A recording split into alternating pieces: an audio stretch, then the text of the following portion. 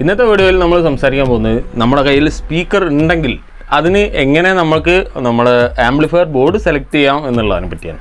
അപ്പോൾ സ്പീക്കേഴ്സ് എന്ന് പറയുമ്പോൾ ഈ കാണുന്നത് ഒരു 6 ഊഫർ ഉണ്ട്. അപ്പോൾ അത് സോണിയുടെ ഒരു ബോക്സുകൾ ഇങ്ങനെ നശിച്ച് കംപ്ലൈൻ്റ് ആയിപ്പോൾ, അതായത് വെള്ളം നനഞ്ഞോ മറ്റു ഈർപ്പം തട്ടിയോ മറ്റോ അത് കംപ്ലൈൻ്റ് ആയിപ്പോൾ അതിൻ്റെ അകത്തുള്ള ഊഫർ ഒക്കെയാണ് ബോക്സ് മൊത്തം കംപ്ലൈൻ്റ് ആയിപ്പോയി. അപ്പോൾ അത് വെച്ചിട്ട് നമുക്ക് മറ്റൊരു ആമ്പ് ചെയ്യാൻ വേണ്ടിയിട്ടാണ്.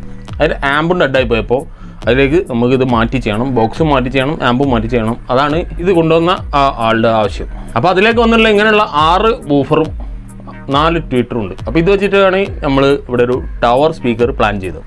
അപ്പോൾ അത് പ്ലാൻ ചെയ്ത് എങ്ങനെയാണെന്നാണ് ഞാനിപ്പോൾ ഈ വീഡിയോയിൽ പറയുന്നത്. അപ്പോൾ സാധാരണ ഇതുപോലുള്ള സാധാരണ ഊഫർ കിട്ടിക്കഴിഞ്ഞാൽ നമുക്ക് ഇതിൻ്റെ മുകളിൽ നോക്കിയാൽ കാണാം എത്ര ഓംസ് ആണ്, എത്ര വാട്ട്സ് ആണ്, അത് എത്ര ഫ്രീക്വൻസി വരാൻ സാധ്യത ഉണ്ട്, അതൊക്കെ നമുക്ക് ഡാറ്റ ചെക്ക് ചെയ്യാൻ പറ്റും. പക്ഷേ ഈ ടൈപ്പ് സ്പീക്കേഴ്സ് നോക്കുക. അപ്പോൾ ഇതിൻ്റെ മുകളിൽ നോക്കുകയാണെങ്കിൽ നമുക്ക് ഇതുപോലെ സോണിന്ന് എഴുതിയിട്ട് ഒരു നമ്പർ കാണാം. അപ്പോൾ ഈ നമ്പറാണ് ഇതിൻ്റെ അകത്ത് ചെക്ക് ചെയ്യാനുള്ള ഒരേ ഒരു ഓപ്ഷൻ. ഇതിലിപ്പോൾ കാണുന്നത് സോണി 182508712 എന്നുള്ള ഒരു നമ്പർ താഴെ മലേഷ്യ എന്നുണ്ട്. അപ്പോൾ മലേഷ്യൻ മേഡാണ് സംഭവം. അപ്പോൾ ഇങ്ങനെയുള്ള ടൈപ്പ് ഊഫേഴ്സ് ആണുള്ളത്. ഇത് സത്യത്തിൽ ആ സോണി തന്നെ കൊടുക്കുന്ന ഒരു കോഡാണ്, ഒറിജിനൽ കമ്പനിയുടെ കോഡാണ്, മെയ്ഡ് ഇൻ മലേഷ്യയാണ്. അപ്പോൾ അതിൻ്റേതായ ആ ക്വാളിറ്റി ഇത് വർക്ക് ചെയ്യുമ്പോൾ ഉണ്ടായിരുന്നു. നമ്മൾ പഴയ കുറച്ച് വീഡിയോകളിൽ ഈ ആ ബോക്സ് വർക്ക് ചെയ്യുന്ന ആ ലീക്ക് ലേശം അടച്ചു വെച്ചിട്ട് ഞാൻ വർക്ക് ചെയ്യുന്ന വീഡിയോ ഇട്ടായിരുന്നു. അപ്പോൾ അതിൽ നിങ്ങൾ കണ്ടിട്ടുണ്ടാവും ഇതിൻ്റെ നല്ല പെർഫോമൻസ് ആണ്. അപ്പോൾ ആ പെർഫോമൻസ് കിട്ടുന്നത് ഈ സ്പീക്കേഴ്സ് വളരെ ക്വാളിറ്റി ഉള്ളതായതുകൊണ്ടാണ്. അപ്പോൾ ആ ക്വാളിറ്റി ഉള്ള സ്പീക്കേഴ്സാണ് നിങ്ങളുടെ കയ്യിലുള്ളതെങ്കിൽ നമുക്ക് അതിന് മാച്ചിങ് ആയിട്ടുള്ള ആമ്പ് ചെയ്താൽ ഓക്കെ. അപ്പോൾ ഏത് തരം സ്പീക്കർ കിട്ടിക്കഴിഞ്ഞാലും അതിനകത്തുള്ള ഓംസ് കണ്ടുപിടിക്കാൻ വളരെ സിമ്പിളാണ്. എന്താ സംഭവം? ഇതൊരു സ്പീക്കർ മൾട്ടിമീറ്റർ വെച്ച് അവിടെ ചെക്ക് ചെയ്താൽ നമുക്ക് അതിൻ്റെ ഓംസ് കിട്ടും. അപ്പോൾ ഈ സ്പീക്കർ എല്ലാം ഞാൻ ചെക്ക് ചെയ്തതിൽ ഇതെല്ലാം 4 ഓംസ് ആണ്. 4 ഓംസിൻ്റെ 6 ഊഫറുള്ളത്. അപ്പോൾ 6 ഊഫർ വെച്ചിട്ട് 2 ചാനലിലാക്കുമ്പോൾ അവിടെ ഭയങ്കര പ്രശ്നമാണ്. കാരണം ആ ഓംസ് മാച്ച് ചെയ്യാന്ന് പറഞ്ഞാൽ അവിടെ ഭയങ്കര പ്രശ്നം വരും. പ്രശ്നം വരിക എന്ന് പറഞ്ഞാൽ ഓംസ് മാച്ചിങ്ങിന് മാത്രമേ പ്രശ്നം വരുന്നുള്ളൂ, വാട്ട്സ് പ്രശ്നമില്ല. വാട്ട്സ് എത്ര തന്നെ ആയാലും ഏത് തരത്തിലായാലും നമുക്ക് അത് മാച്ച് ചെയ്യിക്കാം. പക്ഷേ ഓംസ് മാച്ച് ചെയ്യിക്കുക എന്ന് പറഞ്ഞാൽ കുറച്ച് ചൊറയാണ്. അപ്പോൾ ആ ചൊറ ചില ടൈപ്പിനാണ് വരിക. അതായത് ഇപ്പോൾ ഇത് 3 എണ്ണം വന്നുകൊണ്ട് ബുദ്ധിമുട്ടായി. 2 എണ്ണമാണെങ്കിൽ 8 ഓംസ് ആക്കായിരുന്നു, 4 എണ്ണമാണെങ്കിൽ 4 ഓംസ് ആക്കായിരുന്നു. ഇത് 3 എണ്ണമായി, അവിടെ പ്രശ്നം. അപ്പോൾ 3 എണ്ണമായിട്ട് പാരലൽ ചെയ്യുമ്പോൾ 4ൻ്റെ താഴെ പോകും, 2 പോയിന്റ് സംതിങ്ങിലേക്ക് പോകും. 3 എണ്ണം സീരീസ് ചെയ്യുമ്പോൾ 12 ഓംസിലേക്ക് പോകും. അപ്പോൾ ഏറ്റവും ബെസ്റ്റ് ഓപ്ഷൻ ഇല്ലാതെ 12 ഓംസിലേക്കുള്ള സൂട്ടബിളായ ബോർഡ് എടുക്കുക എന്നുള്ളതാണ്. ബോർഡ് ക്വാളിറ്റിയും വേണം, ബോർഡിന് ലൈഫ് വേണം, ബോർഡിന് പെർഫോമൻസ് വേണം, എല്ലാ സംഭവം വേണം, എല്ലാ അതും വേണം. അതായത് അതിൻ്റെ കൂടെ ഈ 12 ഓംസ് മാച്ച് ചെയ്യാൻ വേണം, വാട്ട്സും മാച്ച് ചെയ്യണം. അപ്പോൾ അങ്ങനെ സെലക്റ്റീവായിട്ട് കിട്ടിയതാണ് കുമാർ ഓഡിയോസിൻ്റെ ഇയർ ബോർഡ്. എനിക്ക് വിലയും ഒപ്പിക്കണം, എനിക്ക് ഇതിനകത്ത് ബഡ്ജറ്റ് മാച്ച് ചെയ്യണം. അവിടെ ഈ സാധനം എൻ്റെ സ്വന്തം ആവശ്യത്തിന് ഉണ്ടാക്കുമ്പോൾ നമുക്ക് വില നോക്കണ്ട, പക്ഷേ ഇതിൽ വിലയും കൂടെ നമ്മൾ നോക്കണം. അപ്പോൾ എല്ലാം മാച്ച് ചെയ്ത് കൊണ്ടുവരുമ്പോൾ നമുക്ക് കോംപ്രമൈസ് ചെയ്തൊക്കെ ക്ലിയർ ചെയ്ത് വന്നിട്ട് കിട്ടിയതാണ്. അപ്പോൾ ഇതിനകത്ത് വാട്ട്സ് എത്രയാണെന്ന് അറിയണ്ടേ?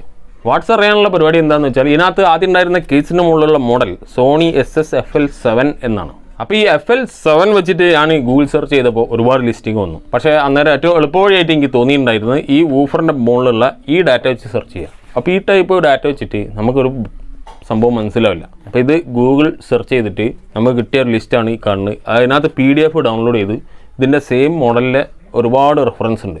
അപ്പോൾ അത് ഡൗൺലോഡ് ചെയ്ത് കിട്ടിയതിൽ കാണാനാണ് ഈ ഒരു PDF സർവീസ് മാനുവലാണ് ആദ്യം കിട്ടിയത്. അപ്പോൾ ഇതിനകത്ത് ഈ കാണുന്ന ഈ ഫോട്ടോ കണ്ടില്ലേ, ഇത് സെയിം ആണ് ഈ ബോക്സ്. കാണാൻ കറക്റ്റ് സെയിം ബോക്സാണ്. അതുകൊണ്ട് തന്നെ അതിൻ്റെ പ്രശ്നം ആ നടുവിൽ കാണുന്ന SSFL7 സെയിം ആണ് നമ്മുടെ മോഡൽ. അപ്പോൾ അതിലൂടെ അതിൻ്റെ സ്പെസിഫിക്കേഷൻ പറയുന്നത്, അതായത് റേറ്റഡ് ഇംപെഡൻസ് ആ ഹോൾ ബോക്സിന് 8 ഓംസ് ആണ്. അതായത് ഈ ഒരു ബോക്സിൽ ഇത് 2 4 ഓംസോട് സീരീസ് ചെയ്താണ് അവർ 8 ഓംസ് ചെയ്ത്. പിന്നെ അതിൻ്റെ ശേഷം കൂടുതൽ മുന്നോട്ട് പോയപ്പോൾ കിട്ടിയതാണ് ഇതിനകത്ത് ഓരോ സ്പീക്കേഴ്സിൻ്റെയും വാട്ട്സ്. അപ്പോൾ വാട്ട്സ് ഫ്രണ്ട് സ്പീക്കേഴ്സിനാണ് 60 വാട്ട് × 2 അറിയുമ്പോൾ 60 വാട്ട് × 2 എന്ന് പറയുന്നത് ഫ്രണ്ട് സ്പീക്കേഴ്സ് 2 എണ്ണം, ലെഫ്റ്റ് ആൻഡ് റൈറ്റ് 60 വാട്ട് × 2. അങ്ങനെ 60 വാട്ട് × 2 8 ഓംസ് പെർ ചാനൽ. അതായത് ഇപ്പോൾ ലെഫ്റ്റിൽ 2 സ്പീക്കർ, റൈറ്റിൽ 2 സ്പീക്കർ, അങ്ങനെ 2 എണ്ണം വെച്ചിട്ടുള്ള ആ സംഭവമാണ് ഇപ്പോൾ ഈ പൊളിച്ചിയോടെ വെച്ചേക്കുന്നത്. അപ്പോൾ അതിനകത്ത് ഓരോ ചാനൽ കാണുന്നത് 60 വാട്ടാണ്. അപ്പോൾ ഒരു ചാനൽ 30 വാട്ട് ഉണ്ടാവും. 30 + 30 60 വാട്ട്. 30 വാട്ടാണ് നമുക്കിവിടെ ഒരു സ്പീക്കറിൻ്റെ ലോഡ് മനസ്സിലായി. 3 സ്പീക്കറും കൂടെ നമുക്ക് 90 വാട്ട്സ് പെർ ചാനൽ വരും. അപ്പോൾ 90 വാട്ട്സ് പെർ ചാനലിൽ നമ്മളെടുത്ത കുമാർ ഓഡിയോസിൻ്റെ ബോർഡ് 100 വാട്ട് to 120 വാട്ട് ആണ് സപ്പോർട്ട് ചെയ്യും. അതല്ല 16 ഓംസ് സപ്പോർട്ട് ചെയ്ത് അതിന് വേണ്ടി ചെയ്ത് കൊടുത്തിട്ടുള്ളത് കൊണ്ട് അതിനകത്ത് ആ പെർഫോമൻസ് ഫീൽ ചെയ്തുകൊണ്ട് ഞാൻ ഈ ബോർഡ് എടുത്ത്. അപ്പോൾ ഇതിൽ 12 ഓംസ് ലോഡിൽ ഇത് പാരലൽ ചെയ്യാതെ സീരീസ് ചെയ്ത് കൊടുക്കാനാണ് തീരുമാനിച്ചത്. സീരീസ് ചെയ്യുന്നു, ബൈ വയറിങ്ങിലൂടെ നമ്മൾ ഈ ട്യൂട്ടറും കൂടെ കണക്ട് ചെയ്യുന്നു. അപ്പോൾ എന്തായാലും 12 ഓംസ് ലോഡിൽ നമുക്ക് ഈ ഒരു ടവർ സ്പീക്കർ തീരുമാനമായി. ആ ആംപ്ലിഫയറിന് അത് വളരെ നിസ്സാരമായ ലോഡാണ്, നല്ല പെർഫോമൻസും കിട്ടും. അതിലേക്ക് ഇനി സപ്ലൈ ആണ് എടുക്കാനുള്ളത്. അപ്പോൾ ആ ഈ ഒരു ലോഡ് തള്ളാൻ ആ ഒരു പെർഫോമൻസ് 90 വാട്ട് കിട്ടാൻ മിനിമം 90 വാട്ട് കിട്ടണം. റേറ്റഡ് RMS ഔട്ട്പുട്ട് 90 വാട്ട് കിട്ടണം. അതിന് വേണ്ട ഒരു സപ്ലൈ ട്രാൻസ്ഫോമർ സെലക്ട് ചെയ്യണം. അത് ഇനി ആ ബോർഡിലുള്ള പരിപാടിയാണ്. ഇനി ഇതിൽ വേണ്ടത് ഇതിന് ബോക്സ് ചെയ്യാം. അപ്പോൾ ഇതിന് ബോക്സ് പഴയ ബോക്സിൻ്റെ ഡയമെൻഷൻ ഇപ്പോൾ നേരത്തെ കാണിച്ചല്ലോ, ആ ഡയമെൻഷൻ വെച്ചിട്ട് ചെയ്ത ഒരു ടവർ ബോക്സാണ് ഈ കാണുന്നത്. അപ്പോൾ ഈ ടവർ ബോക്സിലേക്ക് ഈ ക്രോസ് ഓവർ ഒക്കെ ഇതിനകത്ത് ഉണ്ടായിരുന്ന ഒക്കെ സെയിം ക്രോസ് ഓവർ ഉപയോഗിച്ച് തന്നെ അതിലേക്ക് മാറ്റി ചെയ്യുക. നമ്മൾ ട്യൂട്ടറിനുള്ളത് എല്ലാ സാധനങ്ങളും ഉണ്ട്, സെയിം എടുത്ത് മാറ്റി ചെയ്യുക.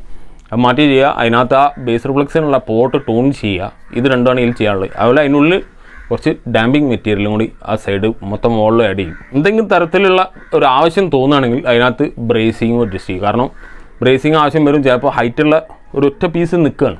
ബ്രേസിങ്ങിൻ്റെ ആവശ്യം വരികയാണെങ്കിൽ അന്നേരം നോക്കിയിട്ട് ബ്രേസിങ് കൂടെ ആഡ് ചെയ്യും. അപ്പോൾ വളരെ പെർഫെക്റ്റ് ടവർ ആയിരിക്കും. അപ്പോൾ അതിലേക്ക് നമ്മൾ എത്തിപ്പെടും. അപ്പോൾ അത് അന്നേരം കൂടുതൽ ഡീറ്റെയിൽ ആയിട്ട് അതിൻ്റെ കാര്യങ്ങൾ പറയാം. അപ്പോൾ നിങ്ങളുടെ കയ്യിലൊരു സ്പീക്കേഴ്സ് ഉണ്ടെങ്കിൽ അതിൽ നിന്ന് എങ്ങനെ നമുക്ക് അതിൻ്റെ അടുത്ത സ്റ്റെപ്പ്, അതായത് പവർ ആംപ്ലിഫയർ, ഇതിലേക്കുള്ള പവർ ആംപ്ലിഫയർ ഏത് സെലക്ട് ചെയ്യണം എന്നുള്ളത് തീരുമാനിക്കുന്നതിനെ പറ്റിയാണ് ഇപ്പോൾ ഈ വീഡിയോയിൽ പറഞ്ഞത്. നമ്മുടെ കയ്യിലുള്ള മൊത്തം ഏത് തരത്തിൽ മാച്ചാവും നോക്കുക. 4 പാരലൽ ചെയ്താൽ കഴിഞ്ഞു. 1 ohmസും സില്ലറയും ഓംസിലോട് 1 ohmസിന് പറ്റിയ ബോർഡ് നമുക്ക് കിട്ടണം. അതിന് പറ്റിയ പവർ സപ്ലൈയും വേണം. നമുക്ക് ബോർഡ് മാത്രം കിട്ടിയാൽ പോരാ, പവർ സപ്ലൈയും വേണം. അപ്പോൾ അതുകൊണ്ട് എന്ത് ചെയ്യുക, 8 ohms കിട്ടിയില്ല അതിൻ്റെ മേലോട്ട് പോകാതെ താഴോട്ട് പോകാത്തേ നല്ലതെന്നാണ് എൻ്റെ ഒരു അഭിപ്രായം. ഇതിൽ ചെയ്ത് ഇതിൻ്റെ പെർഫോമൻസും കാര്യങ്ങളൊക്കെ നമുക്ക് വീഡിയോയിൽ കാണാം. അപ്പോൾ അത് ഞാൻ ചെയ്ത് കാണിച്ചു തരാം. അപ്പോൾ നിങ്ങൾക്ക് അതിനെപ്പറ്റി എന്തെങ്കിലും സംശയം തോന്നുകയാണെങ്കിൽ നിങ്ങളത് കമൻറ്റ് ചെയ്യുക. നമുക്ക് അതിനെ പറ്റിയുള്ള ഡീറ്റെയിൽ മറ്റ് വീഡിയോകളിൽ പറയാം. ഈ വീഡിയോ യൂസ്ഫുള്ളാണെങ്കിൽ തീർച്ചയായും ലൈക്ക് ചെയ്യുക, ഷെയർ ചെയ്യുക, സബ്സ്ക്രൈബ് ചെയ്യുക. മറ്റൊരു വീഡിയോയിൽ കാണാം.